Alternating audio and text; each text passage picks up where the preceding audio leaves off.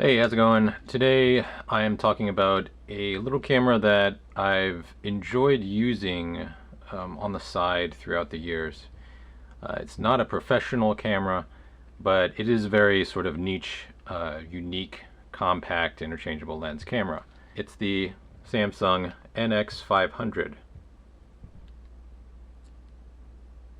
The NX500 is at this point is pretty old and is maybe a little bit of a strange thing to be using in 2026. But it's a like Samsung back when they were making cameras, very sort of storied, unique products that they were coming up with, and it's a shame that they're not making them anymore because there's some very good things about them. Now the NX500, that was one of the last cameras they came out with. I don't know what year, but you can look that up. And basically sharing a sensor with the NX1, their more professional, bigger camera that they had. That's also a very nice camera and much more professional. But both of these cameras, NX1 and NX500, share the 28 megapixel BSI sensor, and that this was at a time when there were not really a lot of 24 megapixel APS-C cameras around, and camera manufacturers weren't really putting BSI sensors in their cameras very much yet. So it was a little bit ahead of its time, and and also to have such a high resolution 28 megapixel sensor was really something. Now, the camera is thoroughly a consumer camera. It's very much an amateur camera, kind of aimed at vacationers, maybe kind of bloggers, kind of that kind of thing. But it is very capable. And it can be a good alternative to a lot of other compact cameras. And it's, there's, in terms of other companies' cameras that are kind of like similar, as like Sony was doing the NEX line, and their, which led to their A5000, A6000 line. And those are similar, sort of, yeah, targets. Similar consumer demographic and form factor and whatever, but this is, or at least at the time, I wish I would have known about it, because I think it would have been a superior choice. Now you have a lot more things out there that are maybe going to be even smaller and superior, or at least definitely way better cameras, but you might have a reason to use this, and I'll tell you sort of the ins and outs of this camera system, and some things that might not be obvious at first. So Samsung's NX mount obviously discontinued, but most of the lenses you can find around pretty easily, and they have some pro lenses which tend to be very hard to find and very, very expensive and not worth getting. And then you have some smaller, more compact lenses that are much more appropriate on the NX500. They do have a pro normal zoom and a pro telephoto zoom. The telephoto zoom is really, really expensive, and those lenses are harder to find, and you could use them on this camera, but it just would be weird and not worth it.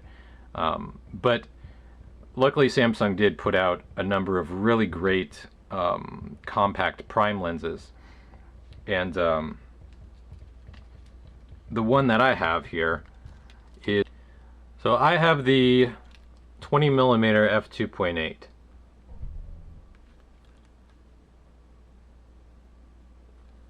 So this is a pancake lens.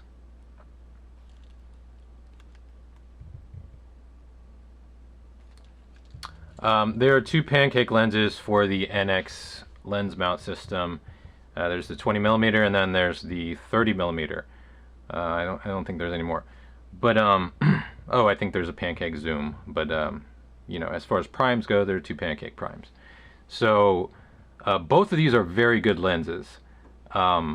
This 20 millimeter is one of the best pancake wide lenses I think ever made, at least for like digital, or probably ever made. It is really solid and really good. It's really strong in the center.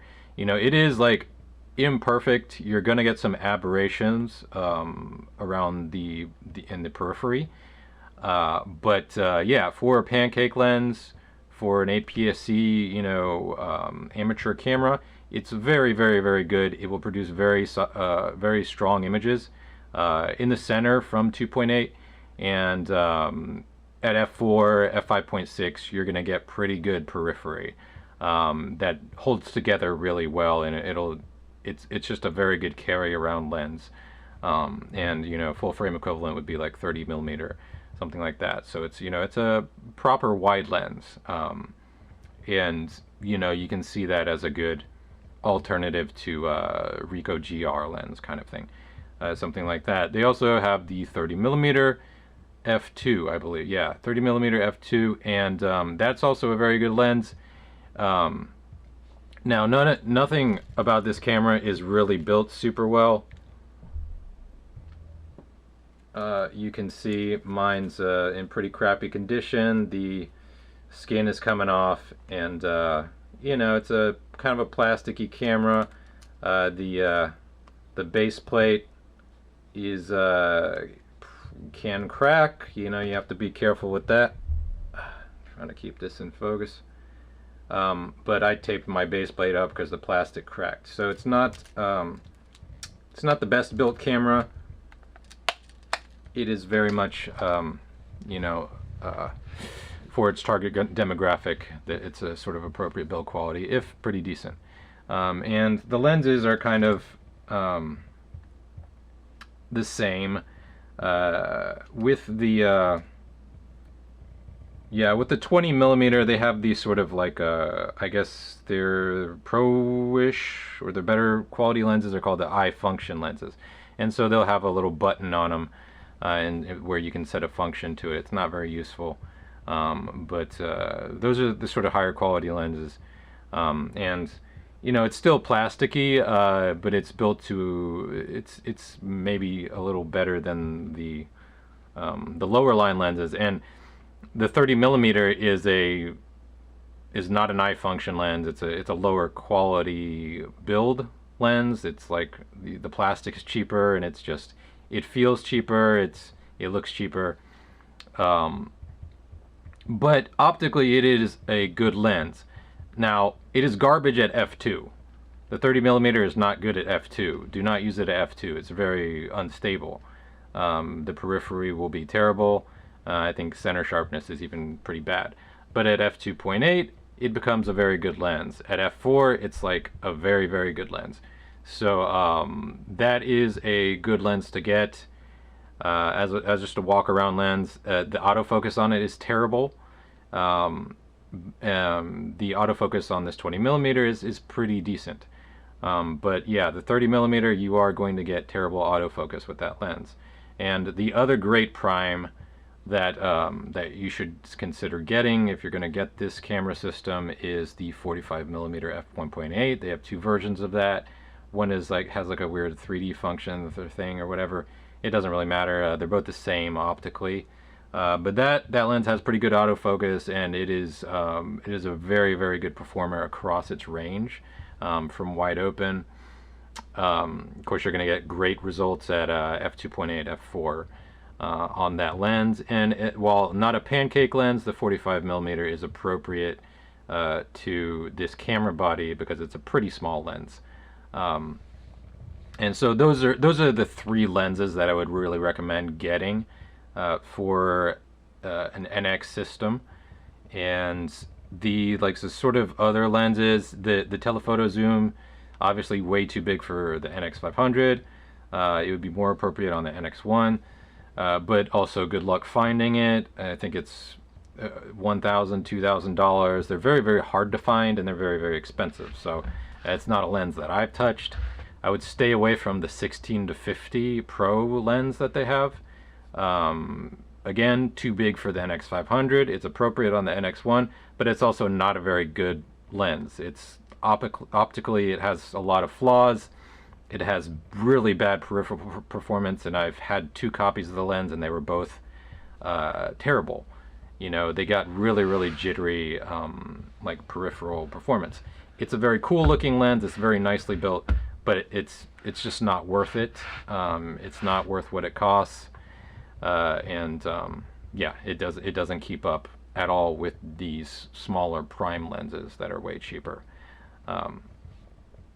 So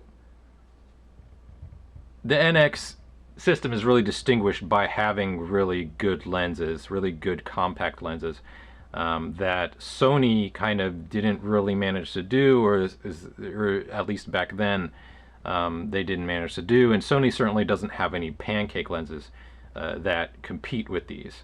They don't even come close. You know, Sony has a 20mm, but it's meh at best. You know, and then they just don't have good pancake lenses.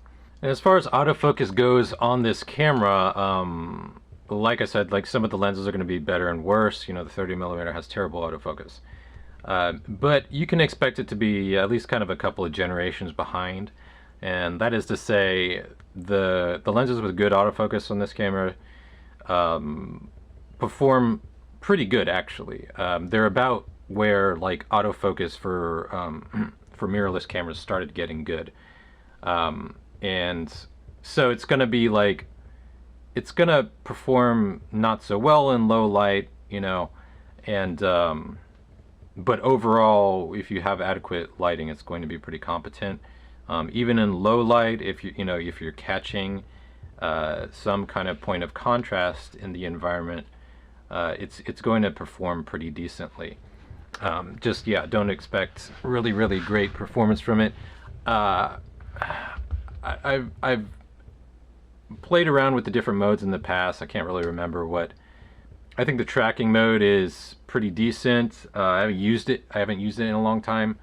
But from what I remember about switching between different modes and playing with different modes and stuff, is that basically the menu system and controls make it a little bit difficult to quickly switch between autofocus modes and stuff like that, which isn't that big a deal for me, because it's like I'm just looking to keep this camera in certain mode and whip it out. You know, it's like this sort of in the club kind of camera that I can conceal in most anything, most any little small bag, or it's definitely good for a jacket pocket. And that's what it's for. You know, it's not made to have like professional controls. But for me, what I settled on was just using single autofocus, and just having the point, and not continuous, just single, and it's pretty fast and accurate, and pretty straightforward. I know what it's going to do. I keep it in single autofocus all the time. Otherwise, like exposure controls, there are, there's mode dial.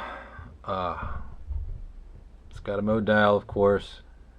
Pretty basic PASM stuff, nothing too complicated. Feels okay. I keep mine. I think I'm usually in aperture priority mode. That's usually what I do, and that's going to be my approach generally with like compact cameras like this, is like, rather than using them in manual because their controls are sort of inadequate to operate in manual mode, they're much better for just like keeping them in an auto mode and getting quick snapshot, kind of just being ready to go. For me, I want to, I always want to like have it where I've got the lens at the aperture setting that I want, because I don't want to be shooting wide open usually, mostly because of lens performance, right? But yeah, otherwise durability of this camera is, like I said, maybe kind of so-so. But I've had it for a few years. It's held up. Just some minor gripes. I haven't taken really good care of it, but it's been fine. It has a great back screen. It's got a big clear back screen, OLED or whatever, and you know, battery life is what you would expect. It's actually not terrible on battery life for cameras back then. It does have a hot shoe, of course, and good luck finding the proprietary, the Samsung, you know, system flashes. They're not very easy to find, and they're also not very good. So what you're probably going to want to do with this with flash is to get something like the Lightpix Q little compact wireless flash things. Those fit really well on it. They are, the annoying thing about them is that you need to they go into sleep mode, and then eventually they turn themselves off, and so you will need to, like, you know, turn on the transmitter occasionally if you haven't turned the camera on for a while, and you know, and then also if you're using one of the receivers, then you need to turn that again, or maybe you need to restart the flash if you're using their little compact flash. You know, it can be not the quickest thing. What I would use now, I did used to have a Lightpix thing, but you know, yeah, Godox made these little compact triggers called the X3, and so what you can do with that is there's an option for legacy hot shoe, and you can just set it to that. I think the other triggers, like the X1, X2, are probably not going to work so well with this camera because they're bigger, obviously, but then they also come out over here and they're going to obscure access to the shutter button.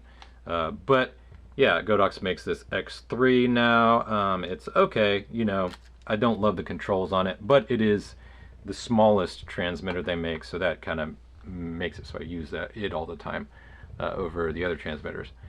Now obviously you're going to be using those in manual mode. If you get a Samsung branded flash, I would say it's probably not really worth it. They are, you know, exorbitantly expensive, and they're very hard to find, like a lot of Samsung gear. And also if I remember correctly, their TTL mode is not like a real TTL mode. It's I think the way I made it work, and maybe I was doing something wrong, but the way I made it work was putting it in aperture priority mode, and then it would I believe, yeah, just change the aperture around the flash exposure. I could be misremembering that, but I remember it was something weird. It was just basically like, yeah, I had to use it in aperture priority mode to, you know, rather than the flash, like, changing its power automatically, you know, based on the aperture. I can't remember exactly what it was, but the flash system was weird. It wasn't really worth using. And it's hard to find. So yeah, just, you know, use something in manual mode. It's a lot easier. So overall, it's a great camera, right? Very ahead of its time. Great lenses. Functional autofocus. Even good for the time autofocus. So, but there's some issues with it, you know, aside from being a sort of older camera, and you have to take into account that, you know, the color responses are maybe not going to be what we would expect from, like, the latest greatest Nikon or Canon gear or whatever. You know, so they're going to be a little bit different to work with, but this camera also has some weird things that it doesn't necessarily tell you about, and it takes some a little bit of studying to understand how to get the best out of it. And so one of the things is that it shoots 14-bit RAW, right? It does shoot 14-bit RAW, but buried in the fine print is that it only shoots 14-bit RAW in single drive mode. So put this on continuous drive mode, and then it goes down to 12-bit RAW or whatever. So you're not getting, to get the best RAW, files, you must shoot in 14-bit in single mode. Absolutely, that's not negotiable, right? So that's what I have it all the time. I don't have a need for like the continuous drive mode or any other drive mode. Really, I don't care about them. It is a smaller camera, so you gotta like exercise your motor skills in stabilizing it a little better, just being more mindful about stabilization. And obviously, you're not holding it to your eye, so it makes it a little bit less stable an experience. But that's just something you have to live with if you want the best quality RAWs. And the RAWs from this camera are very, very good. And for a time, I had an X100 5. I had an X100 5, and I would use it alongside this camera. And this, as far as like dynamic range, how robust these RAW files are, they are definitely better in that regard than the Fuji X-Tran files. Now I don't have an X100 anymore because I just couldn't get past the marketing gimmick of X-Trans and why my pictures need to be worse, with in terms of fine acuity, just because they're sticking to their marketing gimmick, which is the weird different from bare sensor or color filter array that they use, which is really unnecessary and doesn't do anything. Otherwise, I really like the X100, but yeah, in terms of like the Fuji APS-C files, and probably similarly with the Sony APS-C files, and other manufacturers, this by far outperforms them. Like, you can push these files a couple of EVs, generally speaking, and it'll still look okay.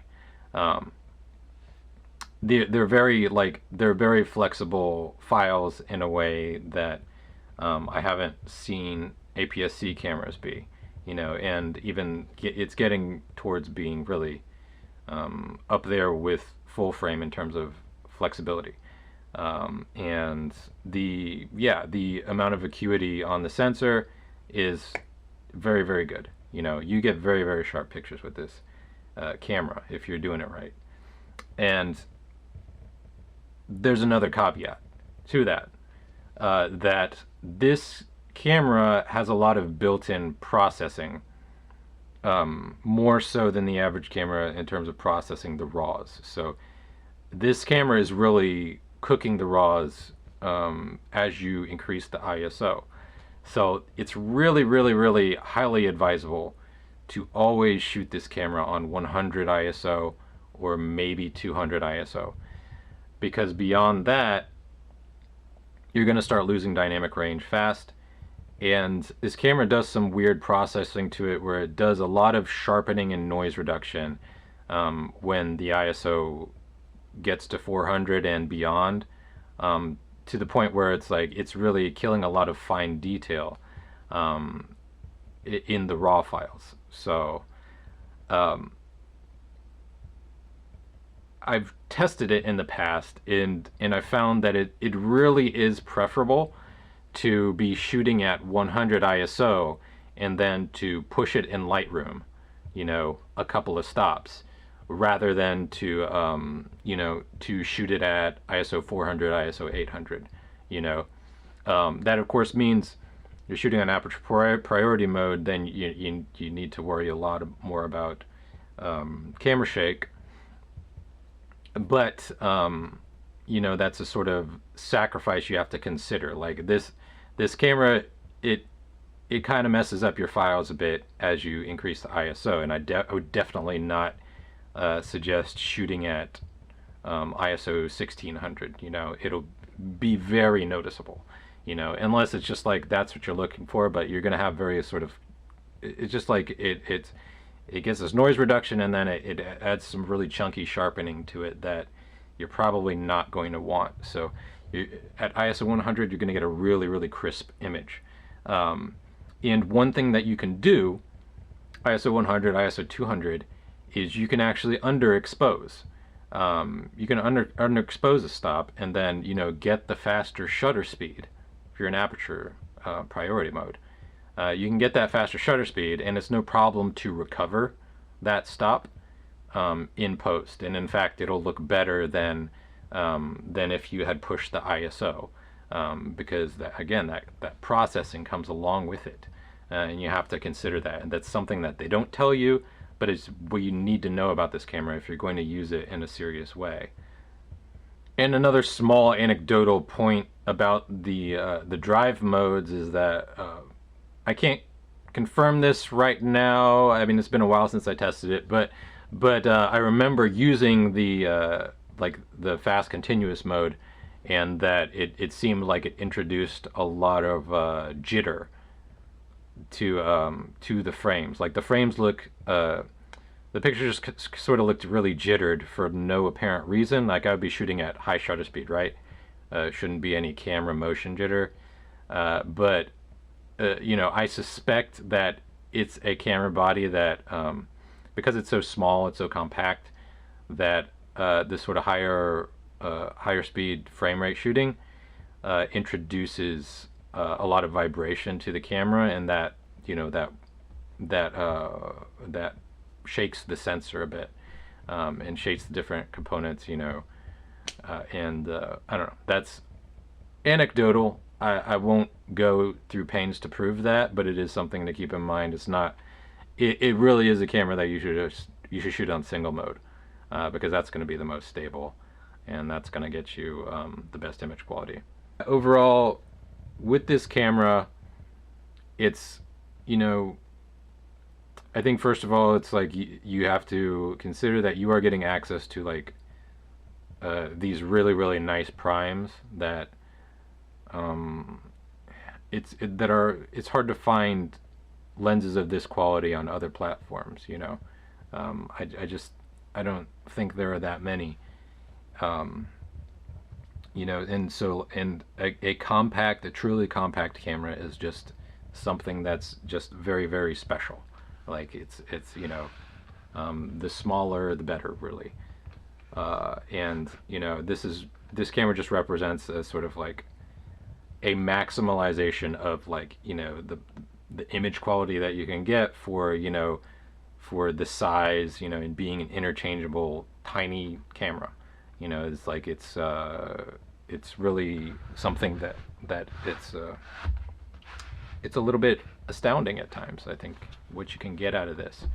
Of course, it's like, yeah, you can, you know, there are any number of compact cameras that are probably going to be a better choice for, like, you know, the newer systems that have come around, you know, that are going to have better autofocus and everything. But you know, when you have visual acuity in this camera that still holds up to like full frame cameras, you know, modern full frame cameras, you know, it's really, really good. But you know, Nikon Z50, Canon R, whatever, you know, they're going to have some good options there that are probably as cheap as or cheaper than getting into this system, you know. And this, you know, NX500 is going to cost you probably between $300 and $500, and they're pretty hard to find, and yeah, they're not going to be the most durable cameras probably. The NX1 is going to be more expensive and harder to find, and as are, you know, lots of the accessories for this camera system. But it is definitely a great camera to pick up if you can find it for a deal. If you can get one of these for like $200 or less, that's an amazing deal. And the lenses are always like, they're not too crazy expensive, at least like well, the two pancake primes. Those are pretty cheap. I feel like you can always find those for under $150, and the 30 millimeter I think you can find for under $100 often. Last time I checked.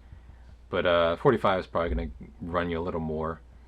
But yeah, those three lenses are just great kit.